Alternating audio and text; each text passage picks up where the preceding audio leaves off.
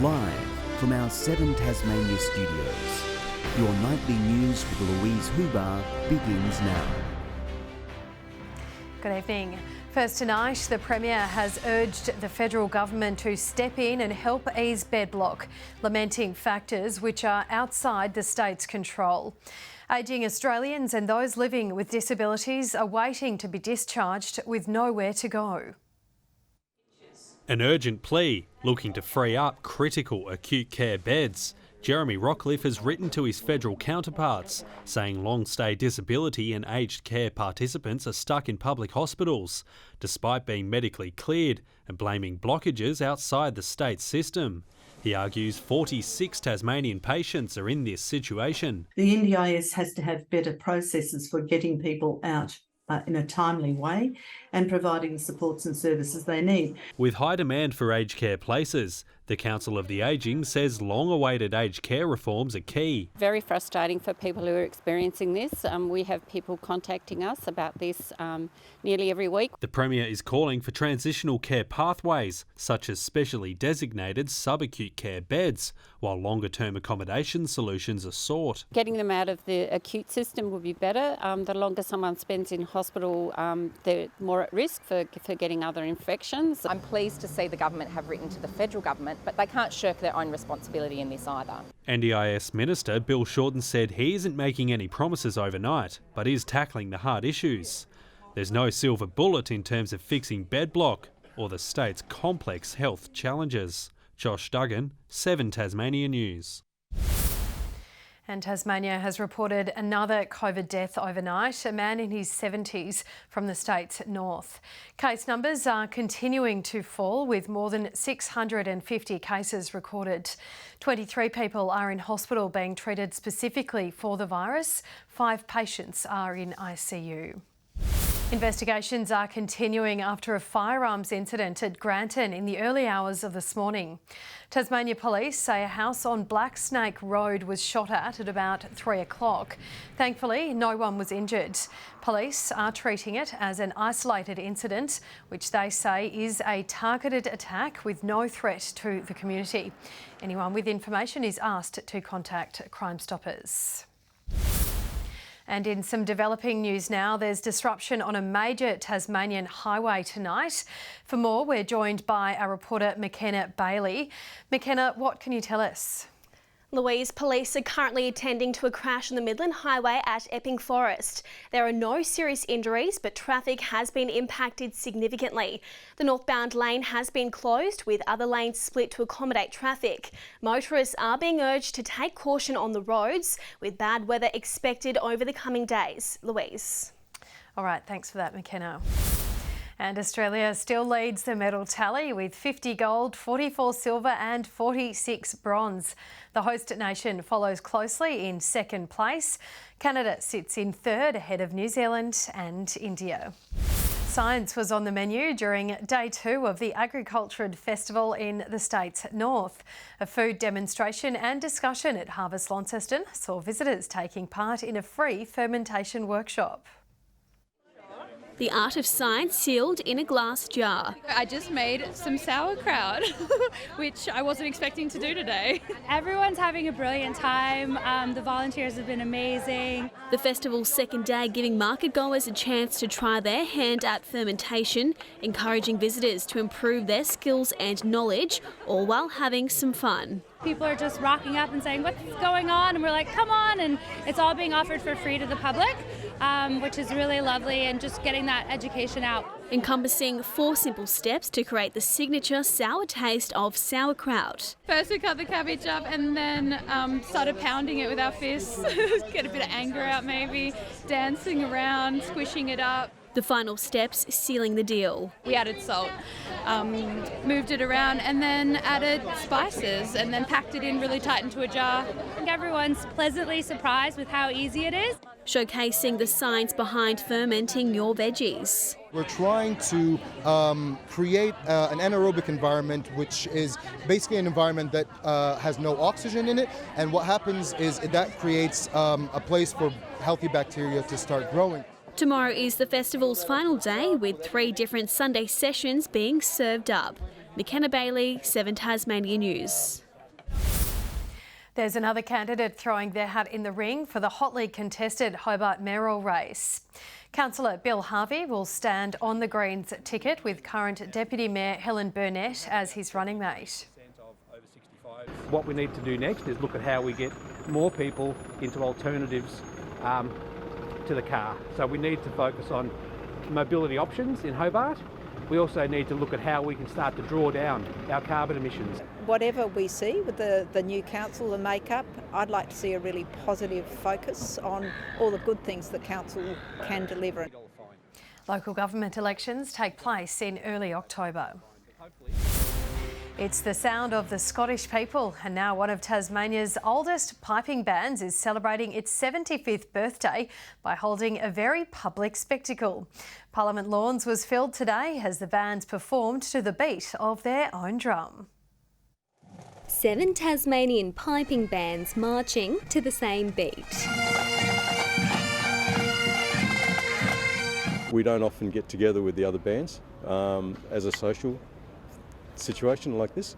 Normally it's more of a competitive type thing where we compete against each other. A rare arrangement for a special occasion as the City of Hobart Highland Pipe Band marks its 75th anniversary. I've got to think about all the other pipe majors all the way through and what they've put into the band and what they've achieved, and to keep it going. It's a long time to keep something moving. This drum sergeant, one of the band's longest standing members. We've all got a lot older. We were all kids when we first joined. Spectators snaking around Parliament Lawns to get a glimpse of the Scottish celebration before members made their way to the band's original stomping ground at Hobart's Irish Murphy's pub. Now the search is on for a new generation of talented musicians. We're working on trying to recruit young members, and so the band can keep going into the future. The band actually does free tuition for drumming and piping. Anyone interested can get in touch via the Piping Band's website. Brianna Boylan, 7 Tasmania News. Whose residents can now access financial support to see a doctor. The town has been without a local GP since last September, forcing community members to travel for medical care. Healthcare card holders and pensioners can claim fuel costs, while all others will be considered on a case-by-case basis. When a packed-out Silverdome has hosted an incredible decider for the 2022 Netball Tasmania Grand Final. The Northern Hawks and Cripps Waratah have gone head-to-head for the first time in the competition's history. The sound of success. The 2022 Netball Tasmania Premiers decided,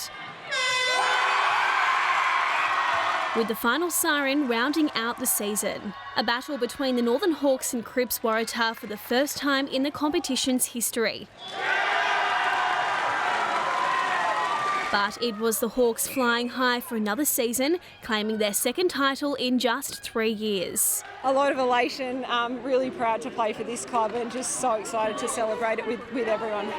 After 21 home and away rounds, semis and preliminaries, the Hawks entered as favourites, marking their 7th consecutive appearance in the grand final. To go undefeated for 20 games, I think is just unreal. So we've got heaps of support behind us, and we certainly felt that today. It was a close clash up until half-time, but the Hawks made their getaway in the third quarter. I think our third quarter was certainly our best, and I guess they call it the premiership quarter for that reason, but I certainly don't think that we thought it would be by that much. The final score 68-36, with the Hawks soaring sky high for another successful season. MAKENNA Bailey, 7 Tasmania News. Launceston have confirmed their status as the TSL's powerhouse in a dominant performance over Clarence. The Blues travelled south to Blunston Arena, needing a win to put one hand on the minor premiership. It was a scrappy affair as the two teams came to blows in the second quarter. The Blues eventually showed their class in a 41-point win, with Jackson Thurlow kicking 5. In round 19's other games, Lauderdale were far too good for the Demons. Sam Siggins' 5 goals helping them to a 63-point win.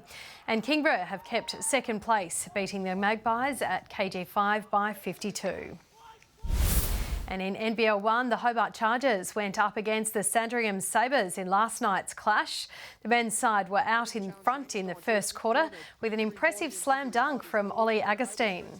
Absolutely. Harris into Angerstein. Oh. Number 2 edge. Baseline, 2-hand, wham, bam, jam. Thank you, man.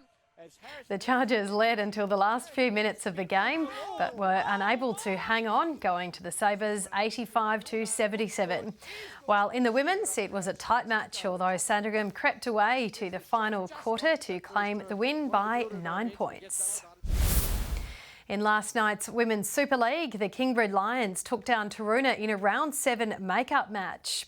The Lions securing back-to-back goals in the first quarter, adding 2 points to the board. The game finishing in overtime with Kingbred triumphing 5-0. While Olympia and Devonport clashed this afternoon, the Warriors made their presence known from the get-go, scoring their first goal in the second minute, with their final goal in overtime taking the scoreboard to 6-0. And to soccer, South Hobart have dismantled Launceston City in the NPL match today. South found the back of the net 9 times before Launceston could muster a goal, eventually winning 10-1. The win lifts them to second place with only 5 rounds to go. Good evening. 15 was the state's top at Smithton today. Hobart 10, 13 in Launceston and Burnie and 14 in Devonport. 13 on King and Flinders Island, Friendly Beaches 11, Maria Island 10 and 5 at Liawini. Cloud covering much of the state from the southeast today with more cumulus cloud developing in the northwest. Cold, unstable low-level cloud is lying over the southern part of the country with a mid-level cloud band moving over Queensland to waters to the east, mostly clear skies elsewhere. Tomorrow's chart shows a high-pressure system sitting over central Australia, extending to a ridge over most of the country and is connected to a second high centre to the south of Tasmania, while a weak low is forming over the Bass Strait. East to southeasterly winds of 10 to 20 knots, tending northeasterly in the northwest during the afternoon. There's a strong wind warning for east of Flinders Island and the upper east coast, while there's a minor flood warning for the Meander, North Esk and South Esk rivers. A few showers about for Hobart tomorrow, Richmond 11 and a possible shower for Ooze. Partly cloudy and 13 in Launceston, Devonport 12, morning frost and then partly cloudy in Deloraine. Burnie 11, partly cloudy and 12 in Strawn and showers in Curry. Showers easing in St Helens, Swansea 11 and showers and a top of 13 for Whitemark. Fine and mostly sunny across much of the state on Monday, apart from a few showers about the far northeast and far northwest. Tuesday, fine and mostly sunny with morning frost and fog, Hobart 14 and 12 in Burnie. And showers developing about the north on Wednesday, fine elsewhere with morning frost and fog, Launceston 14 and 13 in Swansea. Sunny in Brisbane tomorrow, Sydney 18, a shower or 2 in Melbourne, 15 in Adelaide and 33 and sunny in Broome. And right now in Hobart at 6, Launceston 8 and clear and Devonport cloudy and 9 and Lutz mixed conditions across the state tomorrow. All right, thanks for that, Victoria. That's all your news for now. Thank you for joining us this Saturday evening. We'll see you again tomorrow. Good night.